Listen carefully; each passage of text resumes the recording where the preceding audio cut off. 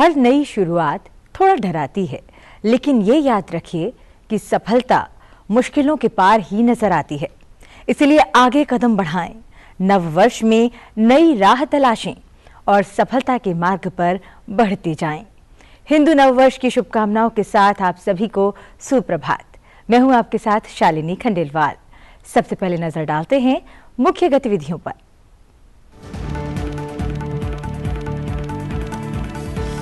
आज से हिंदू नववर्ष की शुरुआत। राष्ट्रपति द्रौपदी मुर्मू और उपराष्ट्रपति जगदीप धनखड़ ने दी चैत्र शुक्लादि, उगादि, गुड़ी पड़वा, चेती चांद, नवरेह और साजिबू चेरोबा पर देशवासियों को शुभकामनाएं। आज से चैत्र नवरात्र की भी हुई शुरुआत। मंदिरों में उमड़ा भक्तों का हुजूम।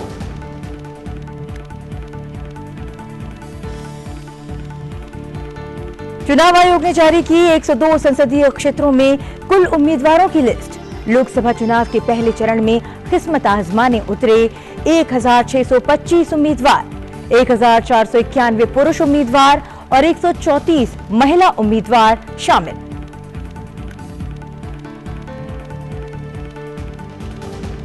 नई दिल्ली में सीडीएस जनरल अनिल चौहान की अध्यक्षता में हुआ परिवर्तन चिंतन। तीनों सेनाओं के बीच तालमेल बढ़ाने और एकीकरण से संबंधित सुधार, पहल और नए विचारों पर हुई चर्चा। तीनों सेनाओं के संस्थान प्रमुखों, सैन्य विभाग, एकीकृत रक्षा स्टाफ और सेना मुख्यालयों का ये अब तक का पहला सम्मेलन।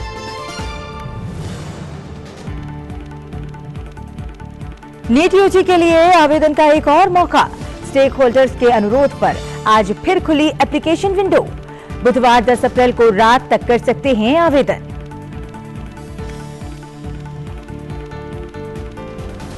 और प्रशांत महासागर से लेकर मैक्सिको, अमेरिका और कनाडा में देखा गया साल का पहला पूर्ण सूर्य ग्रहण। ब्लैकआउट देखने के लिए लोगों में नजर आया उत्साह।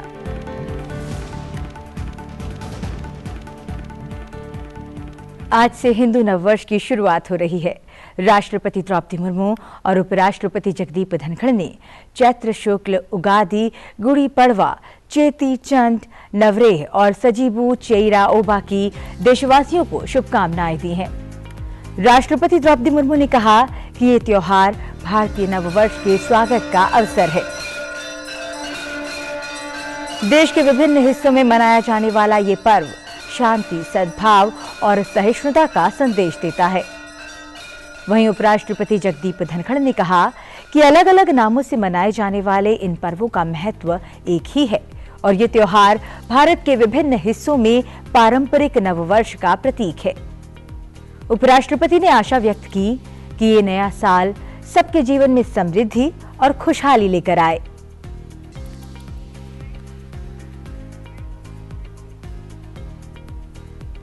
यमुना किनारे सूर्य को अर्घ्य देने के साथ ही स्वागत हुआ भारतीय नववर्ष का। विक्रम संवत 2081 की पहली सुबह संस्कार भारती दिल्ली प्रांत के तत्वावधान में राजधानी के सूरघाट पर भारतीय नववर्ष उत्सव का आयोजन किया गया। समाज के विभिन्न वर्गों ने कला और सांस्कृतिक प्रस्तुतियों के बीच भारतीय नववर्ष का स्वागत किया और रचनात्मकता और सकारात्मकता के साथ भारत की पुरातन परंपरा का निर्वाह किया गया। आइए देखते हैं इस पर एक रिपोर्ट।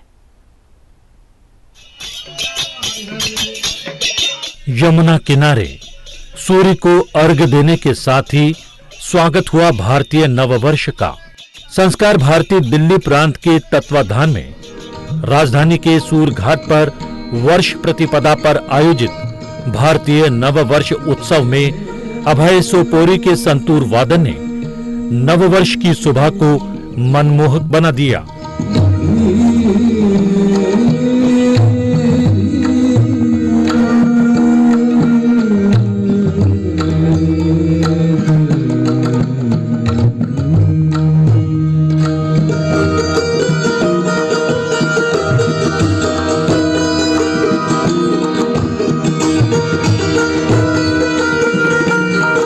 नववर्ष की सुबह ईश्वर का भी स्मरण किया गया भजनों के माध्यम से।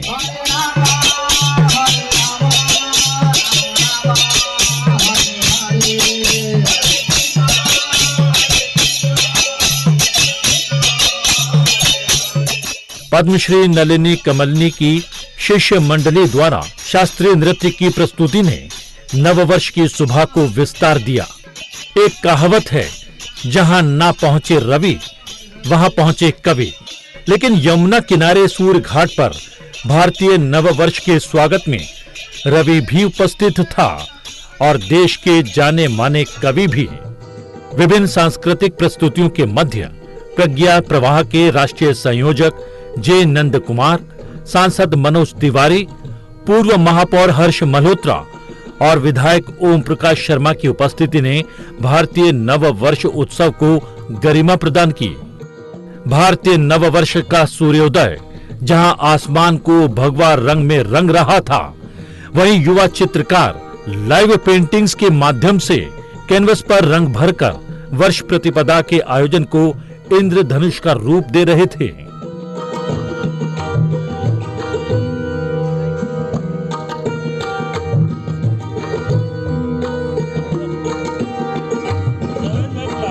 समाज के विभिन्न वर्गों ने कला और सांस्कृतिक प्रस्तुतियों के बीच भारतीय नववर्ष का स्वागत किया और रचनात्मकता और सकारात्मकता के साथ भारत की पुरातन परंपरा का निर्वाह किया।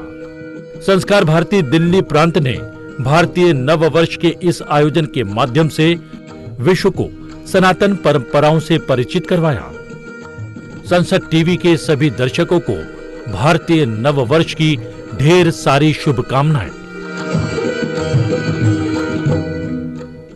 अब बढ़ते हैं आगे और बात करते हैं लोकसभा चुनाव की। लोकसभा चुनाव के पहले चरण में 102 संसदीय क्षेत्रों में 1625 उम्मीदवार चुनावी मैदान में उतरे हैं। चुनाव आयोग ने पहले चरण में होने वाले चुनावों के लिए सोमवार शाम को चुनावी मैदान में उतरे कुल उम्मीदवारों की लिस्ट जारी की। इसके मुताबिक 1625 उम्मीदवारों में से 1491 उम्मीदवार पुरुष और 134 महिला उम्मीदवार हैं। सबसे अधिक 39 लोकसभा सीटों पर तमिलनाडु में चुनाव है। यहां 39 सीटों पर 950 उम्मीदवार मैदान में हैं, जबकि पुदुचेरी की एक सीट के लिए सबसे अधिक 26 उम्मीदवार मैदान में हैं और नागालैंड की एक सीट के लिए सबसे कम 3 उम्मीदवार अपनी किस्मत आजमाने के लिए चुनावी मैदान में उतर रहे हैं। वहीं उत्तर प्रदेश की 8 सीटों पर होने वाले चुनाव के लिए 80 उम्मीदवार मैदान में उतरे हैं। इसी तरह से पश्चिम बंगाल की 3 सीटों के लिए 37, राजस्थान की 12 सीटों के लिए 114 उम्मीदवार और महाराष्ट्र की 5 सीटों के लिए 97 उम्मीदवार पहले चरण के लिए चुनावी मैदान में उतरे हैं। आपको बता दें कि पहले चरण का मतदान 19 अप्रैल को होना है। 7 चरणों में हो रहे लोकसभा चुनाव के लिए 1 जून को अंतिम चरण का मतदान होगा और चुनाव के नतीजे 4 जून को सामने आएंगे।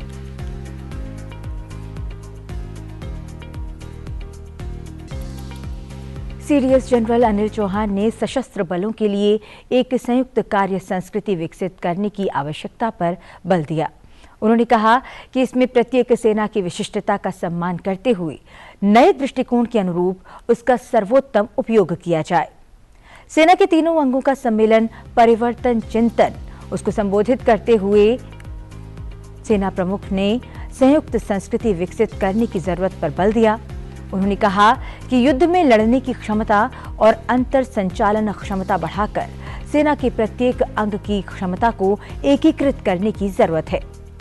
सम्मेलन में सैन्य और असैन्य क्षेत्रों में राष्ट्रीय सुरक्षा पर असर डालने वाले सामरिक मुद्दों पर विचार विमर्श हुआ। Chief of staff committee lieutenant general JP Matthew ने विश्वास व्यक्त किया कि इस तरह के सम्मेलन से संयुक्त संचालन व्यवस्थाएं विकसित होंगी, जिससे सेना के लिए भविष्य में कई परिवर्तन हो सकेंगे। थल सेना अध्यक्ष मनोज पांडे ने भारतीय सेना के जवानों को अप्रत्याशित घटनाओं के लिए हमेशा तैयार रहने के लिए कहा है। इसके अलावा उन्होंने जल, थल और वायुसेना के बीच आपसी तालमेल के महत्व पर भी जोर दिया। तमिलनाडु के वेलिंगटन स्थित डिफेंस सर्विसेज स्टाफ कॉलेज में एक संबोधन के दौरान थल सेना अध्यक्ष जनरल मनोज पांडे ने इन बातों पर जोर दिया। उन्होंने कहा कि अचानक होने वाली घटनाएं अधिक प्रभाव उत्पन्न करती हैं, क्योंकि इनके बारे में पहले से अनुमान लगाना मुश्किल होता है।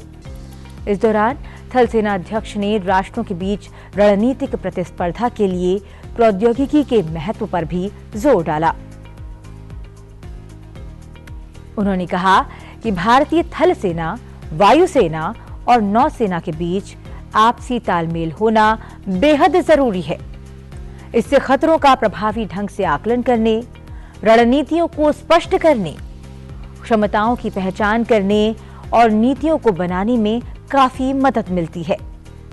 युद्ध के साजो सामान में प्रौद्योगिकी की प्रगति का उल्लेख करते हुए उन्होंने कहा कि इससे भविष्य में होने वाले युद्ध और भी घातक साबित होंगे।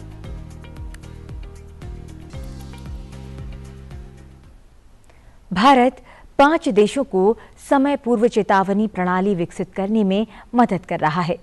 इन देशों में नेपाल, मालदीव, श्रीलंका, बांग्लादेश और मॉरिशस शामिल हैं। इससे ये देश मौसम संबंधी प्रतिकूल घटनाओं के कारण जान माल के नुकसान को कम कर सकेंगे। भारत मौसम विज्ञान विभाग यानी IMD के प्रमुख मृत्युंजय महापात्रा ने ये जानकारी साझा की। उन्होंने कहा कि भारत मौसम संबंधी प्रतिकूल घटनाओं के प्रभाव से बचाव के प्रयासों में नेपाल, मालदीव, श्रीलंका, बांग्लादेश और मॉरिशस के लिए बड़ा भाई और एक सलाहकार की भूमिका निभाएगा।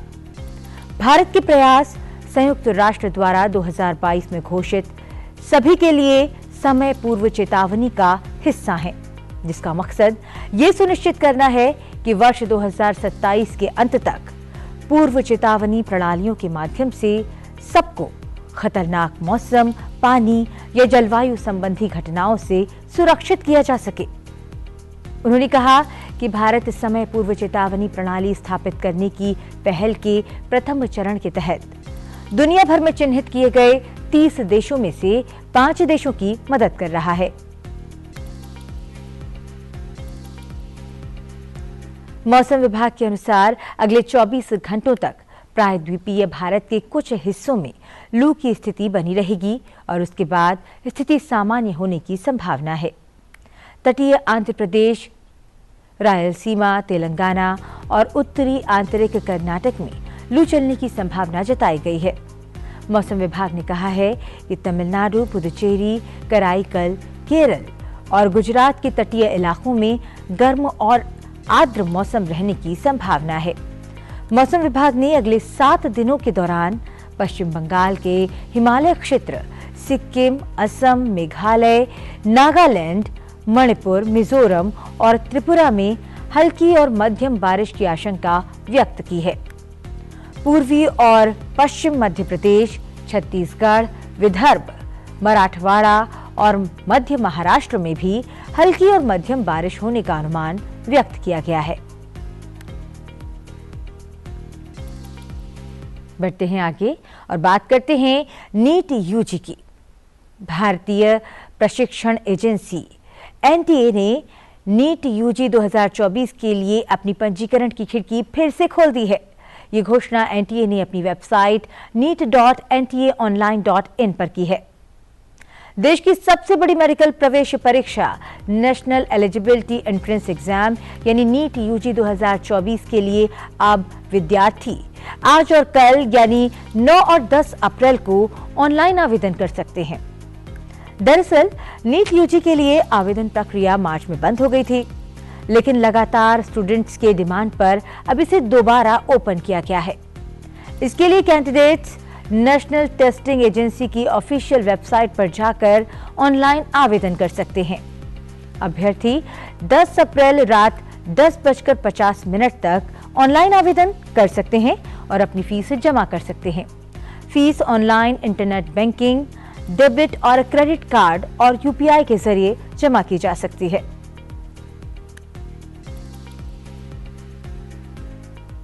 भारतीय नववर्ष चैत्र शुक्ल प्रतिपदा के एक दिन पहले सोमवार को साल का पहला पूर्ण सूर्य ग्रहण देखने को मिला।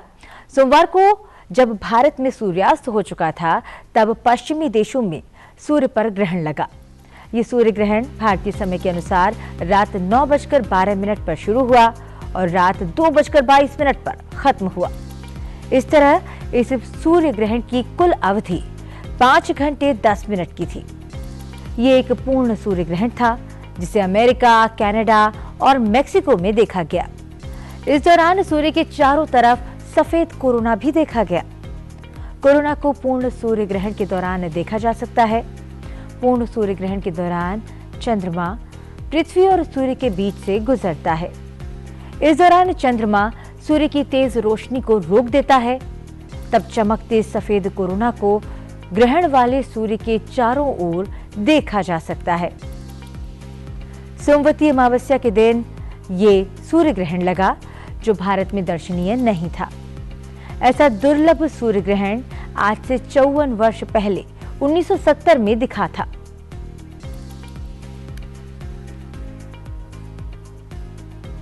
नववर्ष की शुरुआत के साथ ही आज से चैत्र नवरात्र भी शुरू हो रहे हैं। आज से श्री राम नवमी तक अयोध्या में प्रभु श्री राम लला सरकार विशेष वस्त्र धारण करेंगी। ये वस्त्र खादी कॉटन से निर्मित हैं और इन पर असली चांदी और सोने की हस्त छपाई की गई है। इस छपाई में प्रयोग किए गए सभी चिन्ह वैष्णव पद्धति के हैं।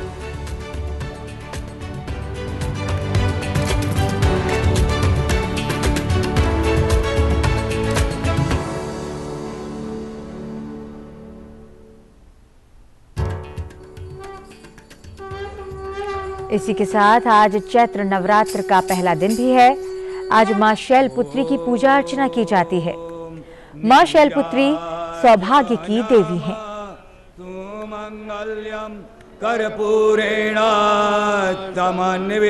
नवरात्र के अवसर पर विभिन्न पंडालों में मां दुर्गा की प्रतिमा स्थापित कर पूजा अर्चना की जा रही है। माता के दर्शन के लिए देश भर के मंदिरों में भारी भीड़ नजर आ रही है।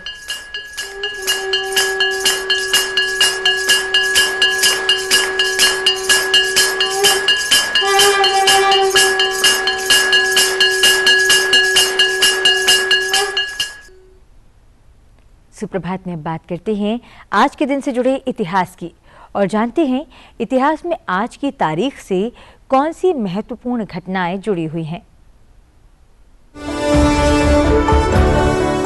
9 अप्रैल साल 1965 से केंद्रीय रिजर्व पुलिस बल का शौर्य दिवस मनाया जाता है।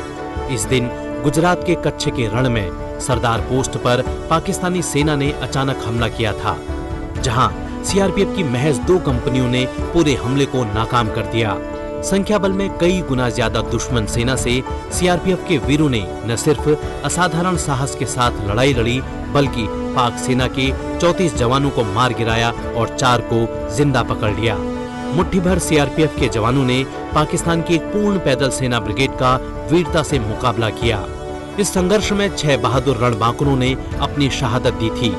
सीआरपीएफ के वीर जवानों की गाथा को श्रद्धांजलि के रूप में इस दिन को सीआरपीएफ शौर्य दिवस के रूप में मनाया जाता है। साल 1939 में क्राउन रिप्रेजेंटेटिव पुलिस के रूप में इसका गठन किया गया था। स्वतंत्रता के बाद 28 दिसंबर साल 1949 को संसद के एक अधिनियम द्वारा बल का नाम बदलकर केंद्रीय रिजर्व पुलिस बल कर दिया गया। 9 अप्रैल साल 1893 को हिंदी साहित्यकार राहुल सांकृत्यायन का जन्म उत्तर प्रदेश के आजमगढ़ जिले में हुआ। आधुनिक हिंदी साहित्य में इन्होंने यात्रा वृत्तांत, यात्रा साहित्य और विश्व दर्शन के क्षेत्र में साहित्यिक योगदान दिया। राहुल को हिंदी यात्रा साहित्य का पितामह भी कहा जाता है। इनकी स्मृति में भारत सरकार की ओर से साल 1993 में उनकी जन्मशती के अवसर पर 100 पैसे का एक डाक टिकट जारी किया गया। इन्हें महापंडित की उपाधि से भी नवाजा गया।